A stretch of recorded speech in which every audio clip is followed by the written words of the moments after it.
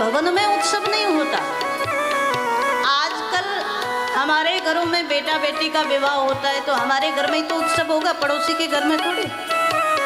लेकिन महाराज जब श्री सीताराम जी का विवाह है ना, उस समय केवल जनक भवन में उत्सव नहीं होता, घर घर में उत्सव हुआ। और मानसकार दर्शन करा रहे हैं, सभी ने बैठ करके तय किया तिथि कब की निकलती है, शुभ लग्न हो शुभ तिथि हो। एक चीज आपको कहें, आज के समय में बाकी सब चीजों को देखा जाता है ना। जब बेटा बेटी का विवाह करना हो, फूल वाला कहाँ से आएगा, लाइट्स कैसी होगी, बैकग्राउंड कैसा होगा, कुर्सियाँ कैसी होंगी, खाना पीने का क्या व्यवस्था, वो सब देखते हो। पर समस्या कहाँ आती है, कहा जो लग्न भावरी के लिए, फेरों के लिए जो लग्न होती है, जो समय होता है, वो उस पर लोग ध्यान नहीं देते। जो पूजा पाठ होना चाहिए, जो परंपराएं होनी चाहिए, जो शाखोच्चार होते हैं, उन चीज़ों पर लोग ध्यान नहीं देते। बाकी सब में समय दिया जाएगा, लेकिन जैसे ही वो परंपराएं शुरू होंगी तो पंडित जी के कान में कोई आकर के कह जाएगा थोड़ा जल्दी कर लो महाराज। पंडित जी कहते हैं हम भी 2-4 जगह जाना है, सो हम भी जल्दी में ही बैठे। सो महाराज जो होना चाहिए वो नहीं होता, बाकी सब होता है। मानसकार दर्शन करा रहे हैं आज सतानंद जी महाराज, विश्वामित्र जी, वशिष्ठ जी, जनक जी, अवधेश सब बैठे हैं और निश्चय हुआ भगवान का विवाह कब तय हुआ। सुंदर पावन दिन आया, हिम ऋतु अगहन मास सुहावा, पंचमी तिथि, धैनु धूर बेला विमल।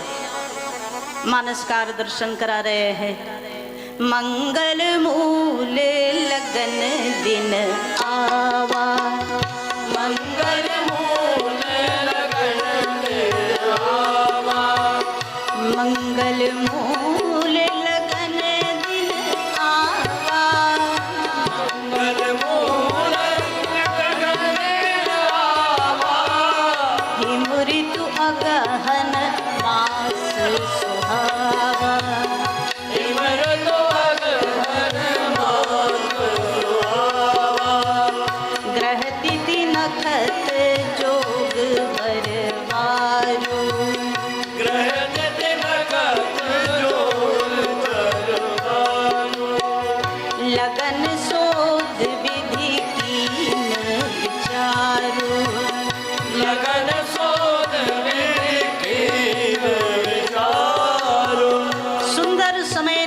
हुआ। अगहन मास की पंचमी तिथि, संध्या का समय, धेनु धूर बेला विमल। जब गाय चर करके लौट करके आने लगे उसे धेनु धूर बेला कहा गया, गौधूली बेला कहा गया। कई बार हमें ऐसा लगता है कि गलतियां कुछ न कुछ हमसे होती हैं, हम आप सबसे होती है। विवाह में किसी और चीज में कमी हो जाए कोई बात नहीं, लेकिन जो अपनी वैदिक परंपराएं हैं उनमें कमी नहीं होनी चाहिए। अच्छा, एक और समस्या बड़ी है, पता है क्या? आज ब्यूटी पार्लर वाले कितने ले जाते हैं? किसी ने अभी हमें बताया 50-60 से ऊपर ही ले जाते हैं। हाँ, ये तो ब्यूटी पार्लर वाला ले जाता है। फिर जो बैंड वाले आते हैं उनका आप देखो, भोजन पे आदमी कितना खर्चा करता है। सारे मतलब 20 प्रकार की मिठाइयाँ और ये और वो, आधा वो बेकार जाता है, बाकी सब में खर्च करता है। लेकिन जब ब्राह्मण की दक्षिणा आएगी तो 1100 देते हुए भी जोर पड़ता है, होता है ना। कई लोग तो कहते हैं कि अरे क्या ब्राह्मण भी लूट के ले गया हमें। अरे सोच कर देखो, शादी विवाह में अगर कोई और चीज में कमी हो जाए तो कोई बात नहीं, पर ब्राह्मण अच्छा वेदज्ञ बुलाओ और वो 11 मांगे तो 21 दो। क्यों? बाकी सब में तो तुम लाखों खर्च कर देते हो, तो ब्राह्मण की दक्षिणा काटोगे तो अच्छा मंत्र पड़ेगा क्या? अच्छा मंत्र चाहिए, शुद्ध चाहिए, परंपराएं ठीक चाहिए, तो उस पर भी ध्यान देना चाहिए।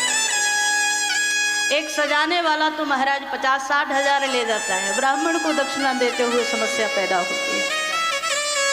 बहुत सारी चीज़ें ऐसी हैं जिन पर ध्यान दिया जाना चाहिए।